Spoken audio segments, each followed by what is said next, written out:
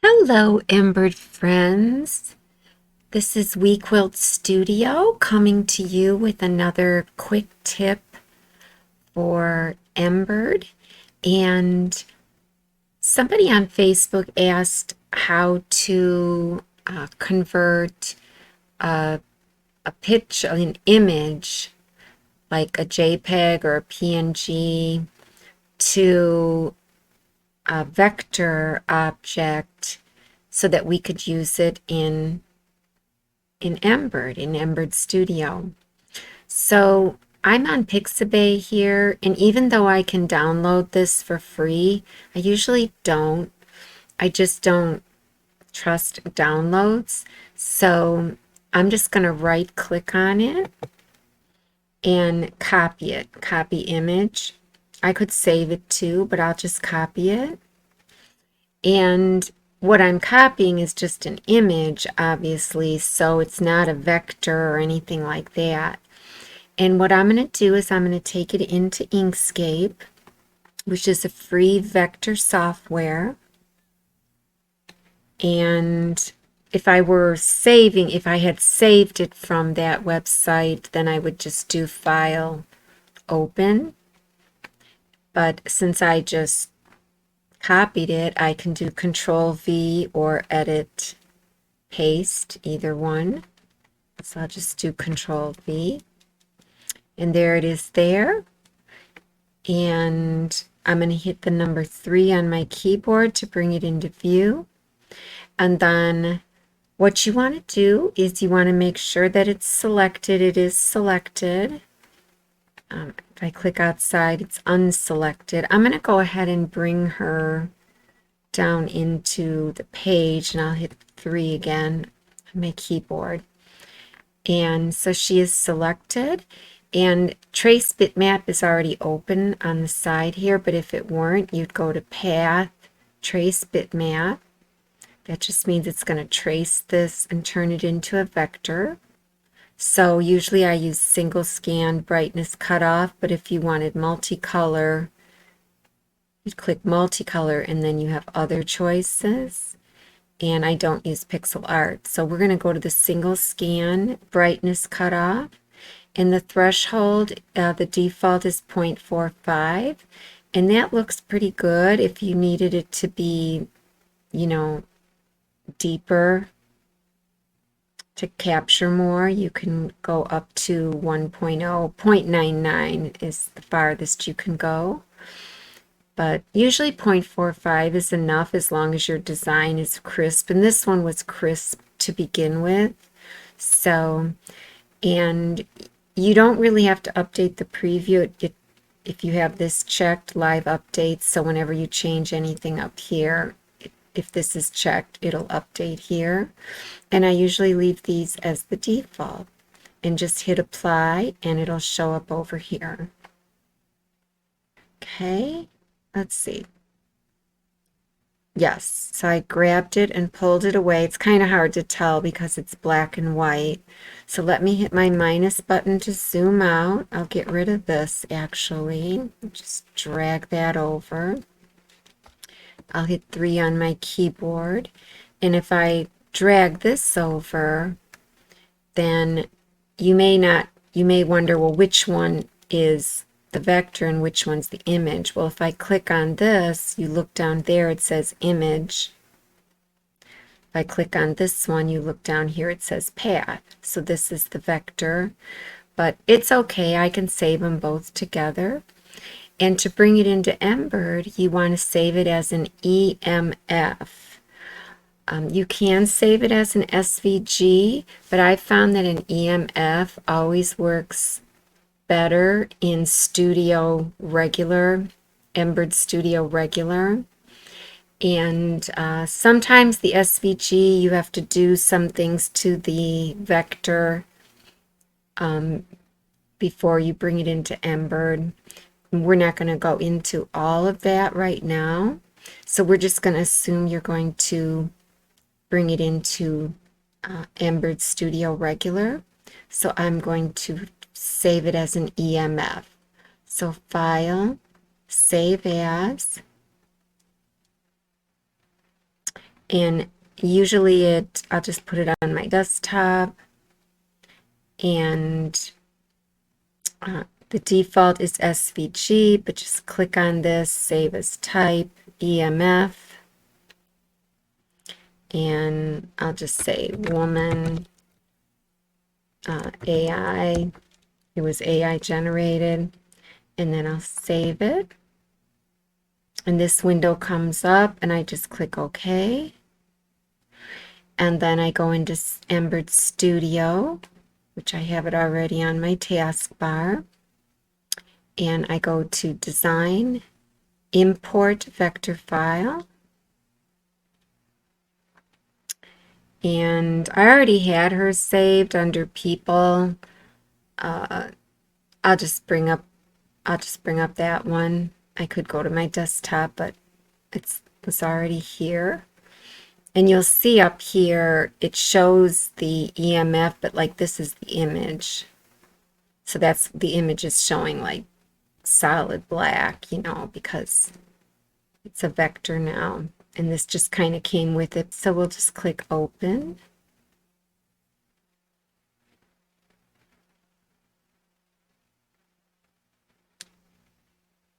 And it usually takes a while, you know, because it might be very complex.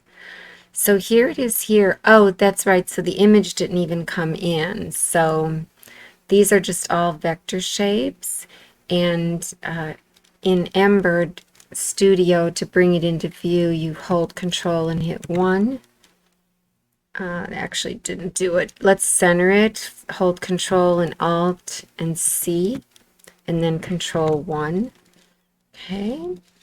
And you can see that most of it are,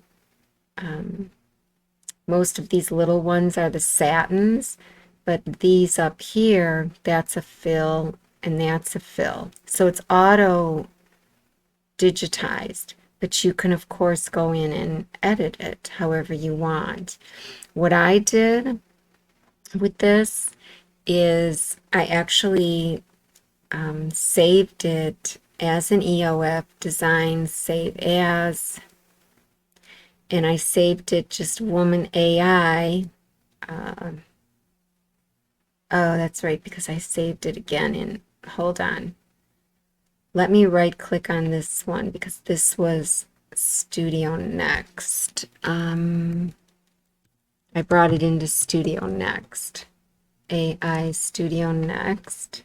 So I'm not going to save it as the Studio Next file because that's the one I turned it into a mesh design.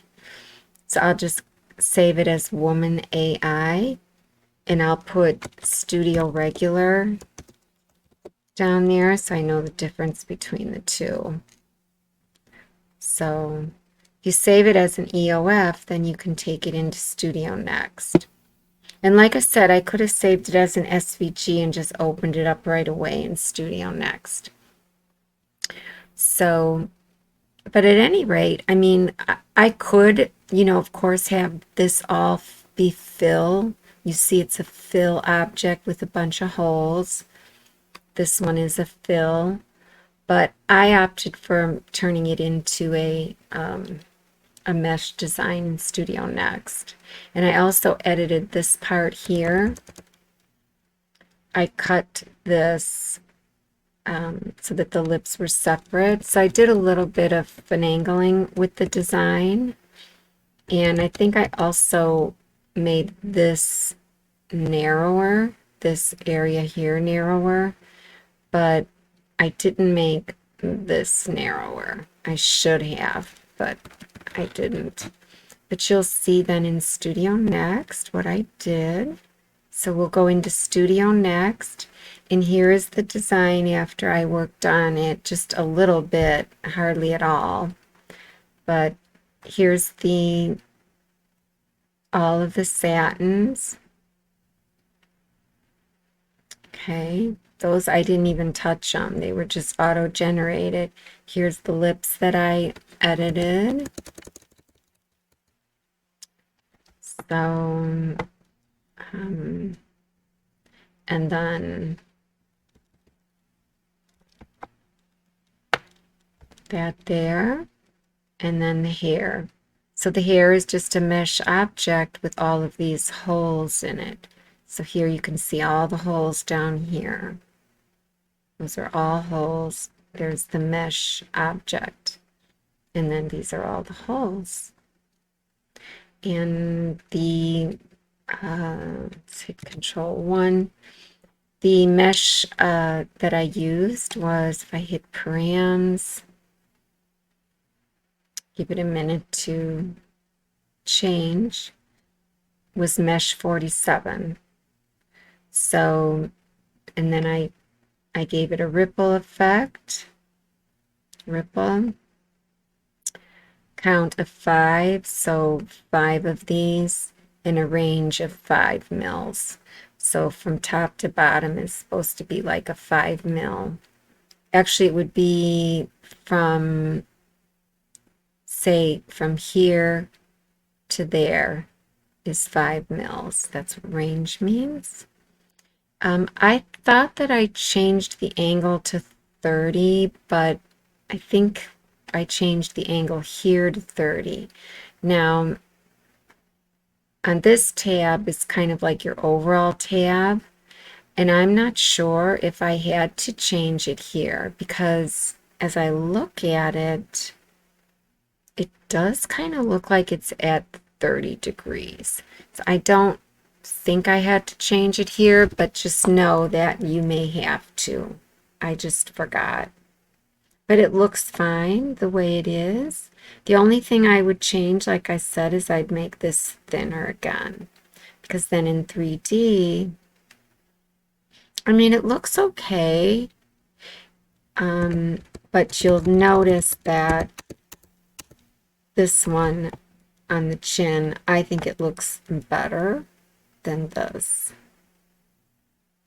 And the other thing is, it's possible that if I go back into params, I'm just selecting the mesh, back into params, if I go to this tab.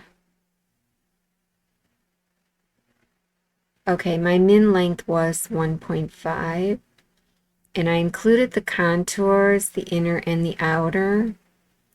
Even around the holes, so there'll be a nice outline around the holes. And the reason why this has blue lines around it is because I used a different ripple on this part.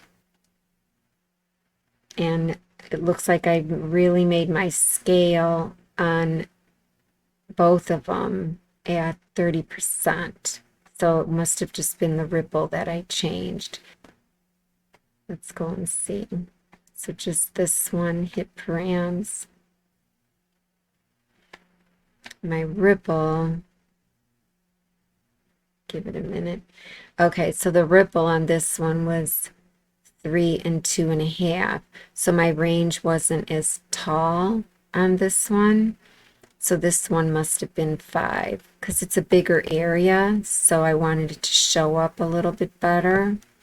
And this being so small didn't need a range of 5. It just made it look too tight. So I did a range of 2.5. And I believe I even made the count smaller. Yeah, because the other count was 5. So, I mean, it was quick, real quick.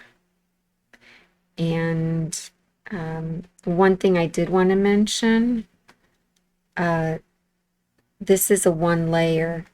Some of the meshes offer you a single layer. So this one's a single layer, which is really nice because, you know, in 3D it just looks really good.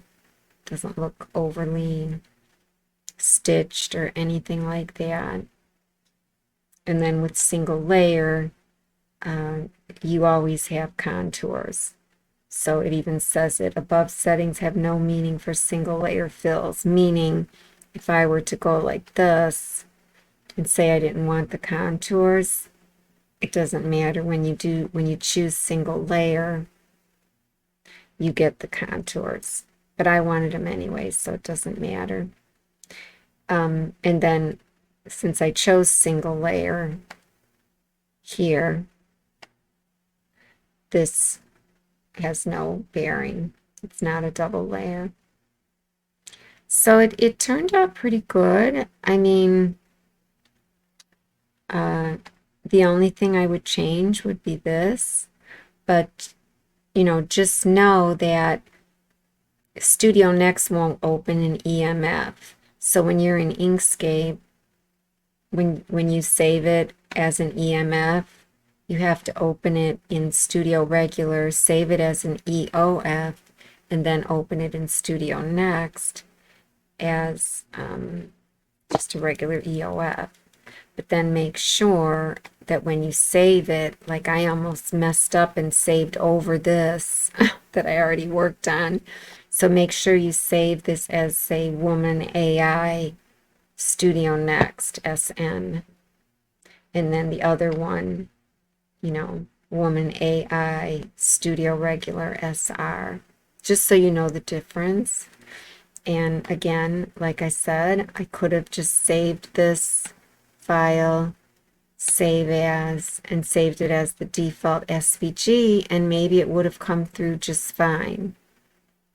You know, usually you have to combine them or group them or what have you to get the SVG to work well. But I could have tried that. You know, just saved it as an SVG and then opened it up in Studio Next. So there you go, guys. Control 1 to bring it into view. It's so easy. People say don't auto-digitize, but auto-digitizing makes everything easy. And with Embird, even if you're not going to use the auto-digitized objects, the objects are there for you to snap to. Because remember, let's just say I wanted to, you know, make this my own, you know. Well, if I have snap to node on over here or snap to object edge, then when I click down here to lay down my nodes, let me go into vector view, get my plus sign. Since I have snap to on, I can just, you know, snap to those nodes, and I'm right. Let's go to curve up here, you know, snap right to it. So you can snap where you want to snap and then unsnap, insert where you don't want to, but you can, you know, get exactly where you want to go. So that's the beauty of auto-digitizing as well, because remember, the snapping will snap to any previously laid down object, right? So let's see, that one's not exactly perfect, but you kind of get the idea. I'll click there, close edges, and then, you know, I'm pretty much, let me insert there, right on. But for this one, you know, what's the sense? This one was done beautifully. The whole thing was done beautifully. Hit enter, and there's your object. It's not great. I could have done a better job there, but you kind of get the idea. And, you know, if there were parts of the girl that you didn't want, of course, you could have, you know, snap to the areas you want to snap to and not the others. So, which is the one I just made? I think this one, yeah. Let me just delete it. The snap to node and snap to object edges is just a phenomenal feature of Embird. And the other big digitizing companies, they'll say that they have snap to, but they only snap to grid or guideline. You know, like if I were to put view, layout, grid, or if I pull down a guide, okay, there's only snap to the guide. So if I were to create something and have snap to grid on, I could take these off or leave them on, doesn't matter. And then here's snap to guide. See, Embird has all of them. Snap to node, snap to guide, snap to grid, snap to object edges. But right now I just have these two checked, so I could snap to guide and grid. Great. But if I also wanted to snap to a node, you know, I could snap to the node, you know, one of these nodes here. I zoom in a little now, you can see all the little tiny little nodes. And, you know, so it's just a powerful program, and it's less expensive than some of the other big names. I think the bundle that I suggest is about $330 using my 10% coupon code.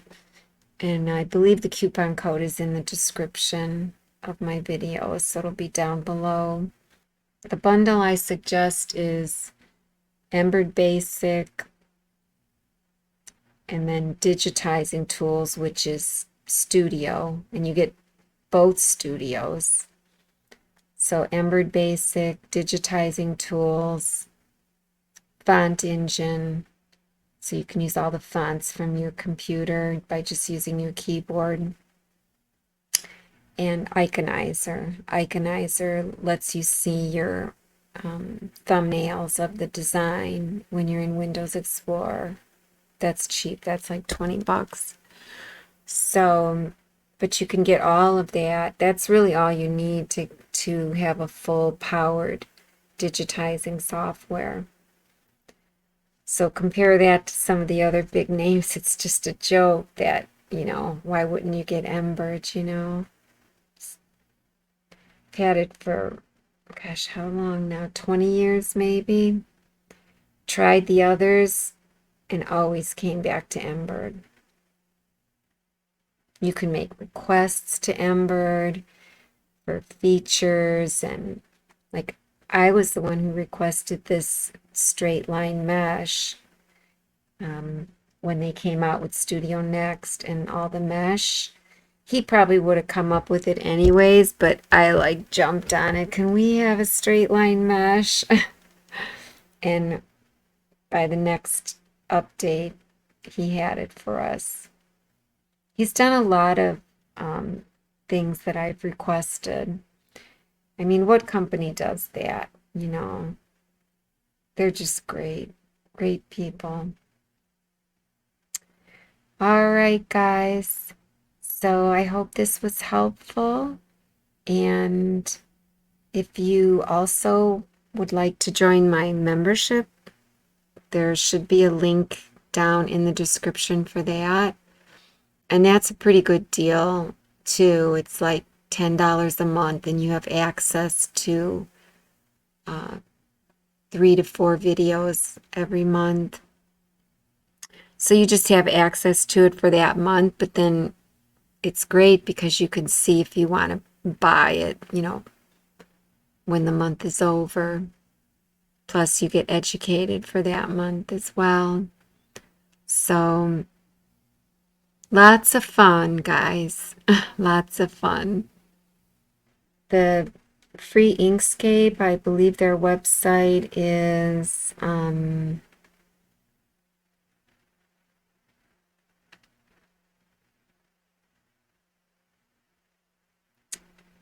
inkscape.org.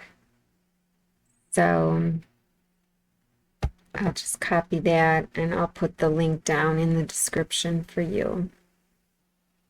Okay, we will see you next time. Enjoy Embird and enjoy digitizing. Bye.